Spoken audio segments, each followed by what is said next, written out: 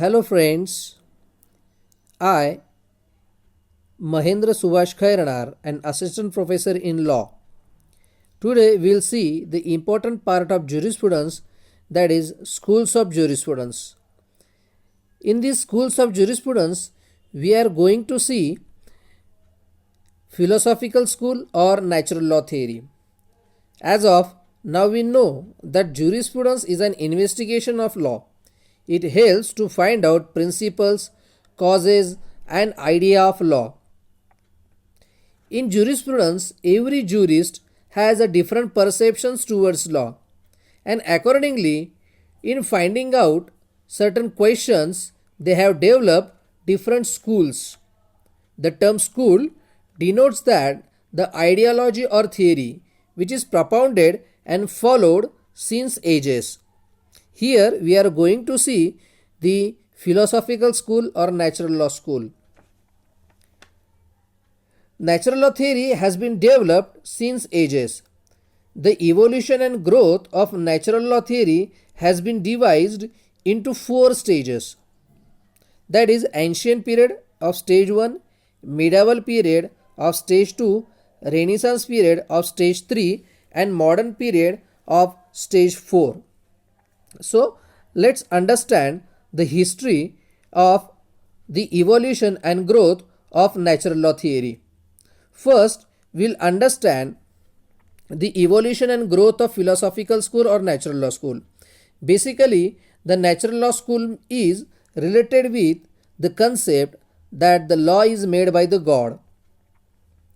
Moreover, in this video, we are going to see the first part of natural law theory, that is ancient period and medieval period.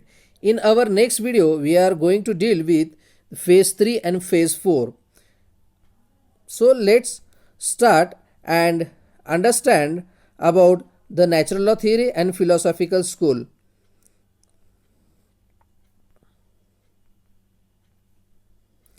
Ancient period deals with before Christ and after Christ, which is mostly influenced by the thoughts of Socrates, Aristotle, Plato and Heraclitus.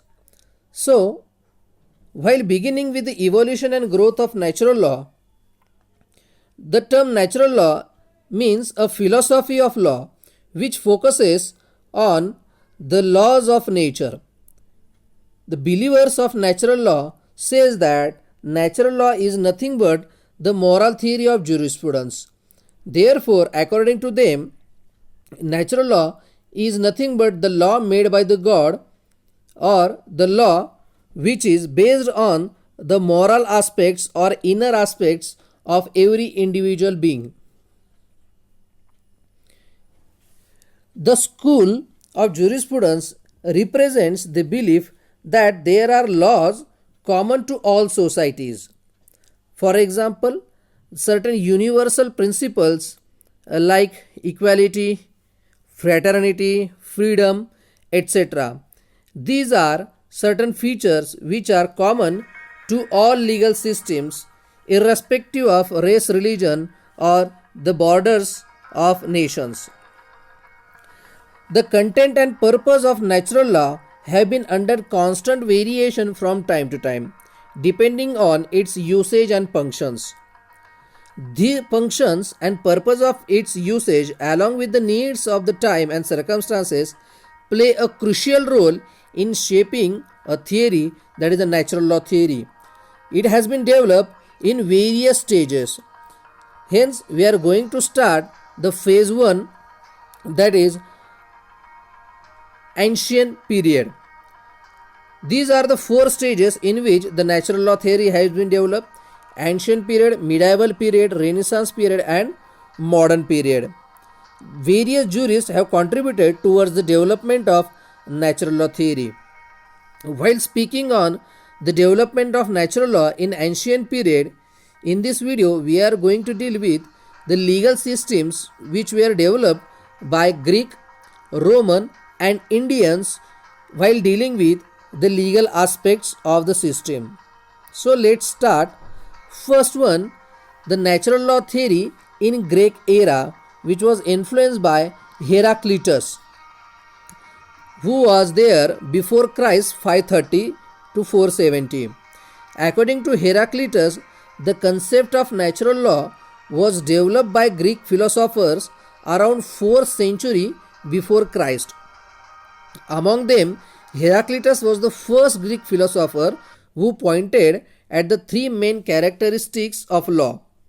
According to him, there are certain features of law of nature, and he described them as destiny, order, and reason. According to Heraclitus, every person, every system has its own destiny. There is a certain order in the nature, and everything depends on the reason. Further, he stated that the nature is not a scattered, it is in order. Earlier we have seen it is in order. He stated that the nature is not a scattered heap of things, but there is a definite relation between the things and a definite order of rhythm of events. Means everything is interrelated with each other, nothing is separate in nature. Likewise, the legal system should also be interlinked with each other, it should not be independent. According to him, reason is one of the essential element of natural law. ज्याला मराठीत आपण कार्यकारण भाव असं म्हणतो, कुठलेही कारण असल्याशिवाय कार्य घडत नाही, त्यातलाच हा प्रकार. Further, Heraclitus has distinguished between human laws and divine laws. Human laws and divine laws, these are the two different branches of law. Karl Popper, Friedrich Nietzsche, Martin Heidegger, Hegel, and many others were German philosophers who were influenced by the thoughts of Heraclitus.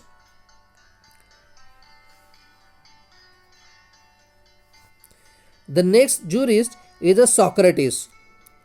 He has influenced the natural law theory in an ancient period. Socrates said that like a natural physical law, there is a natural or moral law, which is a separate branch to study. According to him, human insight that a man has the capacity to distinguish between good and bad. Human insight means the capacity of man to divide between good and bad, and this is nothing but a law according to Socrates. And man is able to appreciate the moral values, and therefore he says that human insight is very much important in law. Further, he says this human insight is the basis to judge the law. Whether the law is good or whether the law is bad can be decided by the human insight. According to him, it was rather the appeal of the insight to obey it. Means due to insight, that is the inner order or inner morality or internal point of view, the person obeys the law. And perhaps that was why he preferred to drink poison in obedience to law. We know that the Socrates has been ordered to drink a poison as he was against the principles of Bible. Therefore, this was the punishment which is given to him, and he followed that punishment. He observed the law because he has that insight to observe the law.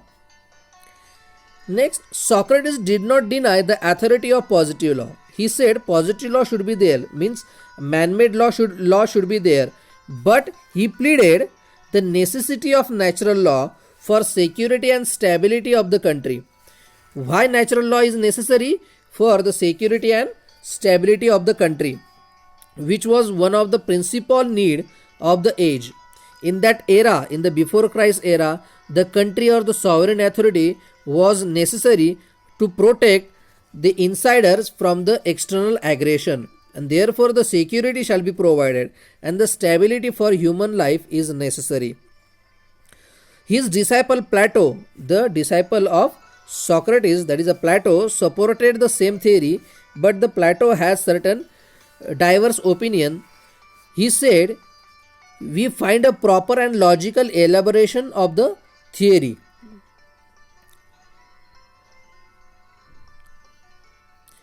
Next is Aristotle, who was very much intellectual person. Aristotle is often said to be the father of natural law. He said, the man's reason being the part of the nature, the law discovered by reason is called natural justice. Aristotle suggested that the ideals of natural law have emanated from the human conscience and not from the human mind, and therefore they are far more valuable than positive law, which is an outcome of the human mind. He says the positive law is the outcome of human mind, whereas natural law is the part of human consciousness, which is more superior than the mind. Positive law should try to incorporate itself the rules of natural law. Natural law means human consciousness or the morality.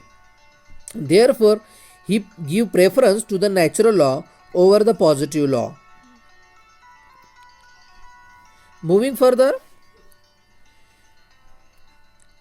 we'll see the development of natural law in Roman period. In the Roman system, the natural law was divided into separate three divisions, that is jus civile, jus gentium and jus natural. Let's learn more about this system. In Romans, the natural law exercised a very constructive influence. Jus civile means a civil law which is applicable to Roman citizens only. Second verse is jus gentium. It is the law which governed Roman citizens as well as foreigners. And third one is jus natural. It means the law which is universal, which is conform to natural law or law of reason, and it is applicable to all. The Romans' natural law. There was a general feeling that a natural law being based on reason and consciousness. Aristotle says the law should be based on the reason, whereas earlier we have seen the law should be based on the consciousness.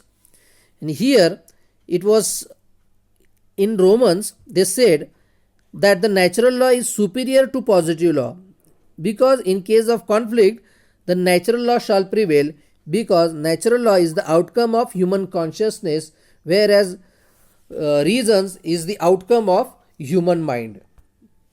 And therefore, they have given preference to the human consciousness to the natural law. Whereas the development of natural law in India, Hindu legal system is perhaps the most ancient legal system of the world. Shruti Smruti provides source of law. In India, the law was known as a Nyaya Shastra or Vidhi Shastra.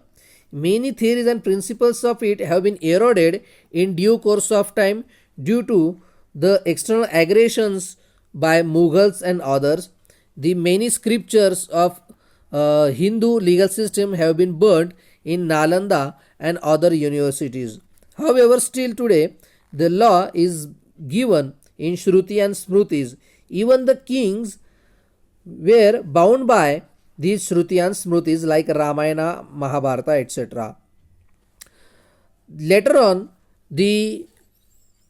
after the ancient period, the natural law have been developed in a medieval period, which was a very intellectual conflict regarding the development of natural law. Therefore, it is important to see the development of natural law in medieval period. In medieval period, there was a slow decline of the Romans, but principle of justice was prevailed. Greek system, Greek culture and Roman culture were astonished in time, and there was a rise of church system.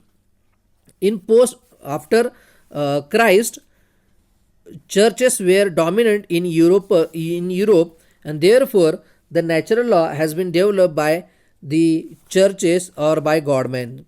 Saint Gregory the Great has said that justice be done to men of all degrees without following any kind of discrimination. Justice shall be done with all men, irrespective of whether they are Christians or not, irrespective whether they are black or white, the justice shall be done. His rectitude, he is a firm believer, a strict adherence to law, both human and divine. He says there are two kinds of law, human law and divine law. The strict adherence to these two laws necessary, which is, and these remarks passed by Saint Gregory was established Christian humility and kindliness. Therefore, the work done by Saint Gregory was very, very important. Thereafter, Isidore of Seville has explicitly stated that the divine law is rested upon nature, whereas human law is rested upon customs. Divine law is a part and parcel of nature, whereas human law is a part of customs or traditions.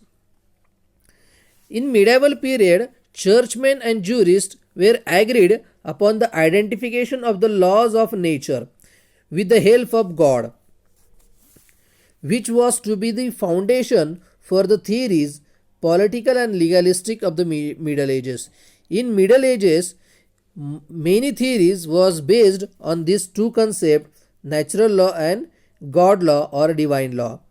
During 12th century, since 5th century to 12th century, there was a huge discussion about the development of law, and all this development has been compiled in one compilation, that is a Decretum of Gratian, which is also known as the Principles of Canon Law, that is the Decretum, which is based on all justice on natural law.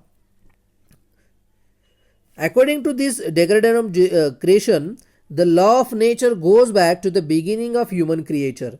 Means, since the human creature have been developed on the earth, the law is also developed. It is stated in a Latin maxim, ab exordio rationalis creature.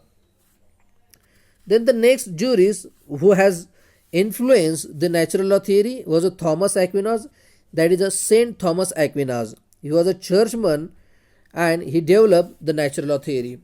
According to Thomas Aquinas, the law is the obedience of reason for the common good made by him. Him means a God who has the care of the community and promulgated. The law is made by the God for the purpose of common good, and he has promulgated it for the care of community. And therefore, according to Saint Thomas Aquinas, this law is very much essential for living a human life. According to Aquinas, the entire natural law theory is based on the first principle of practical reason, which is the inner aspect of human mind or human consciousness. This principle, as he states, good is to be done and pursued, and evil is to be avoided. Whichever thing is good shall be followed in the name of law. In the next 13th century, Thomas Aquinas have reiterated three axioms or principles upon which he rested his arguments for the existence of natural law. According to Saint Thomas Aquinas, there are three main principles. The first, there is a divine order in the universe which is an eternal law or universal law. This divine order is same everywhere throughout the universe. Second principle is, man is a social and political animal and cannot live by and to himself. Man must mingle with the society. Man has certain political aspirations and therefore he cannot live in isolation on his own. And third principle is, man has been endowed with reason. The man who is a part and parcel of society and political system has reason, and this reason is the basis of law. Then next, Saint Thomas Aquinas has divided his natural law theology. According to him, there are four kinds of law: eternal law, natural law, divine law, and human law. According to him, eternal law means a divine reason, that is, a reason given by the God, which is known only to the God, to the nature. It is God's plan for the universe.